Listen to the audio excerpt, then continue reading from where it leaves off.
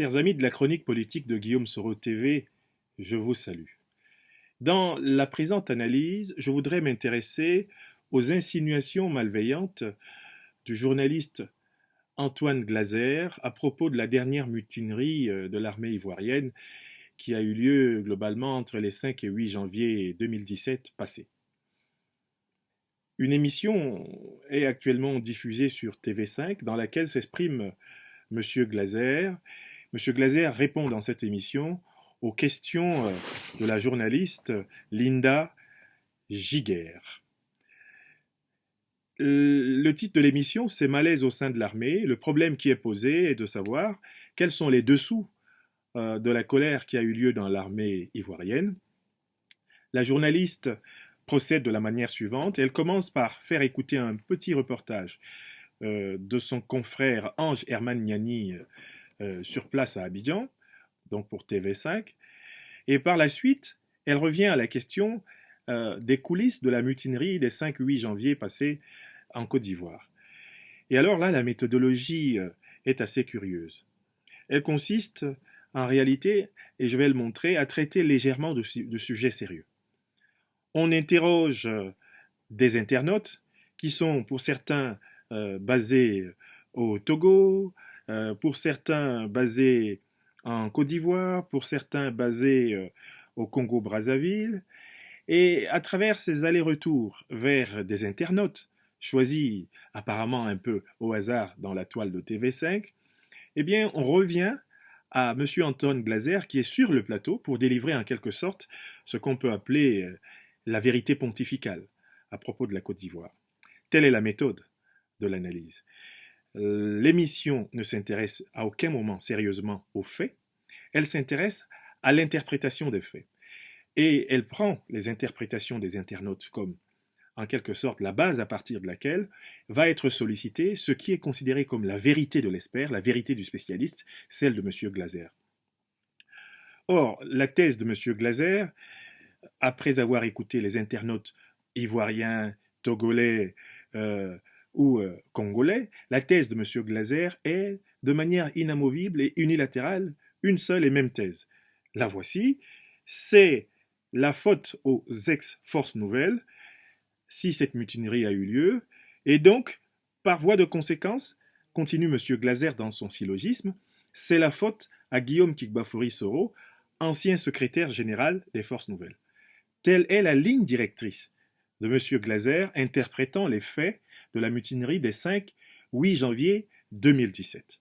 Alors, il serait intéressant de regarder sur quel argument Antoine Glaser construit l'idée que la mutinerie est le fait des anciennes forces nouvelles, et de deux, ce qui est très grave, l'idée que cette mutinerie a nécessairement quelque chose à voir avec l'ancien secrétaire général des forces nouvelles, Guillaume Soro.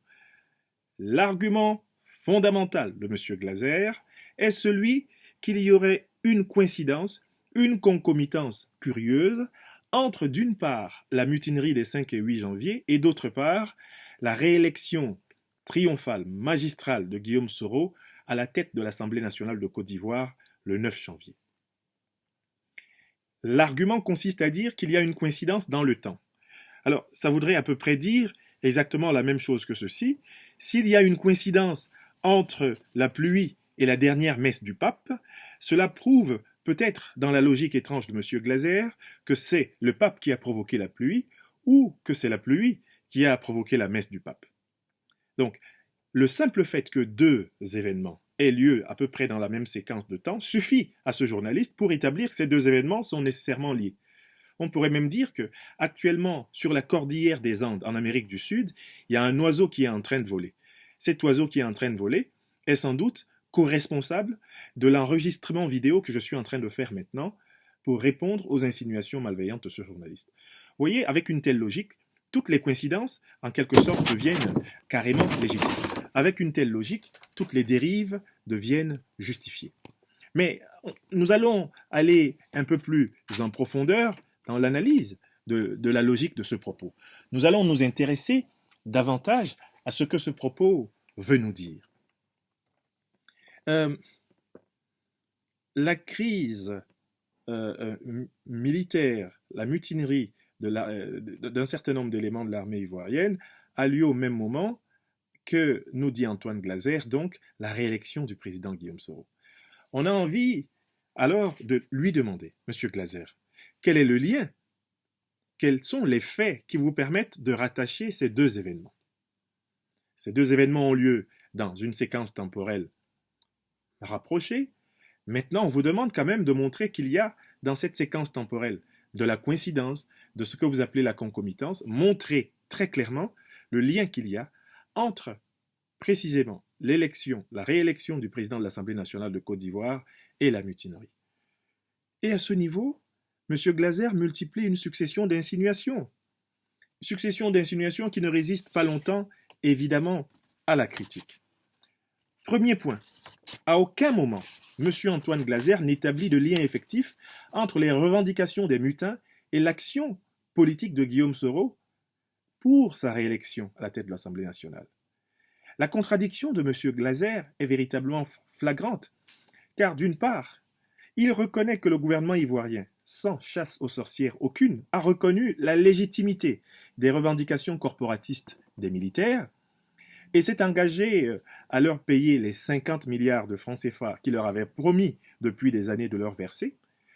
M. Glaser sans doute fait écho aux propos du ministre chargé de la Défense, Alain Richard Donvaï, qui lui-même a affirmé en direct à la télévision ivoirienne que les revendications corporatistes des militaires étaient compréhensibles, mais déplorables dans leur forme.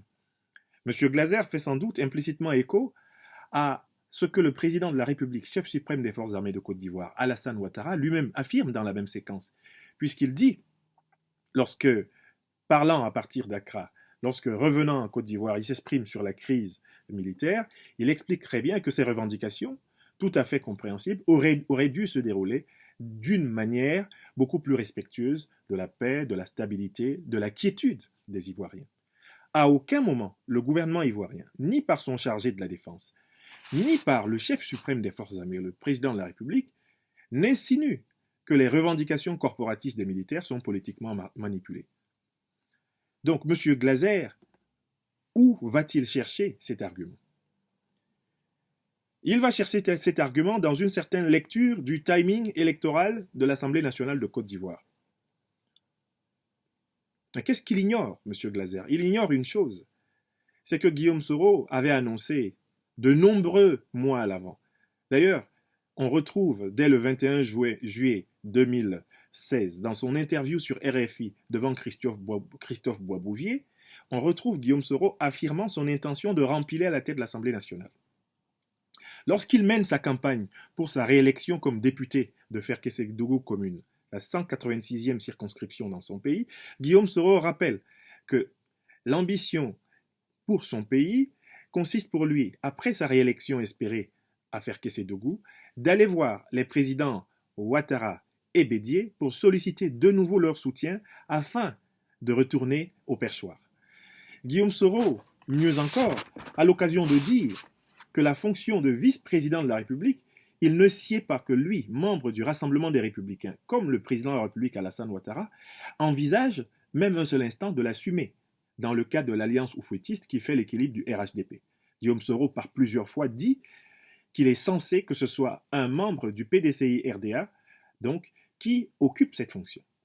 Donc, à aucun moment, il y a d'ambiguïté sur la fonction visée par Guillaume Soro, sur la sollicitation de l'adoubement des présidents Ouattara et Bédié, et il n'y a aucune ambiguïté sur le calendrier électoral.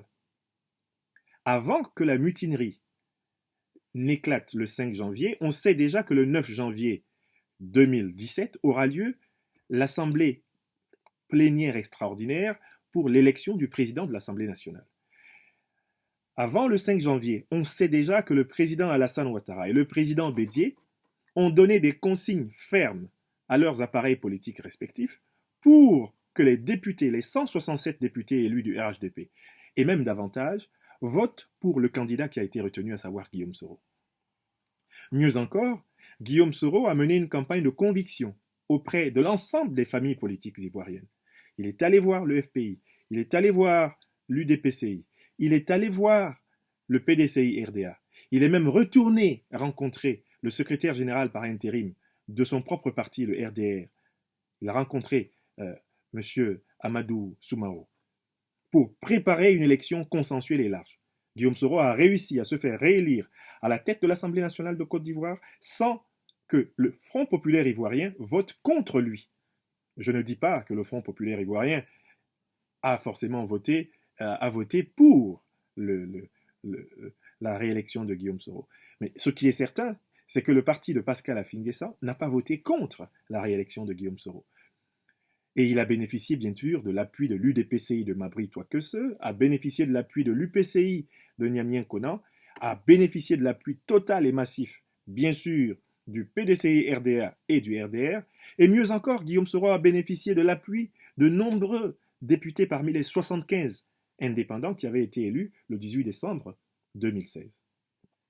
Monsieur Glaser ne s'intéresse à aucun moment à la logique de consensus, de rassemblement politique qui a conduit Guillaume Soro à ce triomphe électoral. Il s'intéresse systématiquement à des insinuations sur une manipulation de la mutinerie ivoirienne que ni le gouvernement ivoirien, ni les mutins ivoiriens ne s'accordent à valider. Il était donc important que je m'exprime dans cette analyse de circonstances pour dire à M. Glaser que les schémas, les structures intellectuelles, les catégories qu'il mobilise pour analyser la Côte d'Ivoire sont surannées. En Côte d'Ivoire aujourd'hui, on s'achemine certes vers 2020, mais avec l'intention d'aller vers une compétition électorale inclusive, sans discrimination, une compétition électorale qui sera objective et qui sera convaincante pour l'ensemble des observateurs intérieurs et extérieurs de la Côte d'Ivoire. Il est donc souhaitable que des journalistes ne viennent pas par des analyses tendancieuses faire interpréter un mouvement corporatiste de l'armée ivoirienne qui porte essentiellement sur des revendications salariales, des revendications de primes, des revendications de carrière, qu'on vienne extrapoler pour en faire une fois de trop, évidemment, l'affaire, ou en tout cas une fois de plus, une affaire de Guillaume Soro. En réalité, Guillaume Soro était entièrement consacré à préparer son élection démocratique. Cette élection s'est déroulée aux yeux du monde, devant toutes les caméras du monde. On a vu bulletin par bulletin, dans un vote libre et transparent, les députés ivoiriens choisir leur speaker, et ce ne sont pas des analyses tendancieuses, des insinuations malveillantes comme celle de M. Glaser qui nous amèneront à ignorer la vérité. C'est pour cela que j'ajoute pour finir que quand M. Glaser estime que Guillaume Soro est allé accueillir le 7 janvier le président de la République Alassane Ouattara de retour d'Accra et que cet accueil avait quelque chose d'incongru, c'est que M. Glaser, une fois de plus, ignore les usages protocolaires d'une république moderne. M. Glaser devrait savoir que le 7 janvier, la Côte d'Ivoire n'avait pas encore de vice-président de la République. C'est-à-dire que le dauphinat constitutionnel en Côte d'Ivoire était encore échu au président de l'Assemblée nationale de Côte d'Ivoire, en vertu des dispositions de la Constitution qui prévoient que, lorsque les nouvelles institutions ne sont pas encore mises en place, ce sont les anciennes institutions qui assument les prérogatives prévues par la Constitution précédente.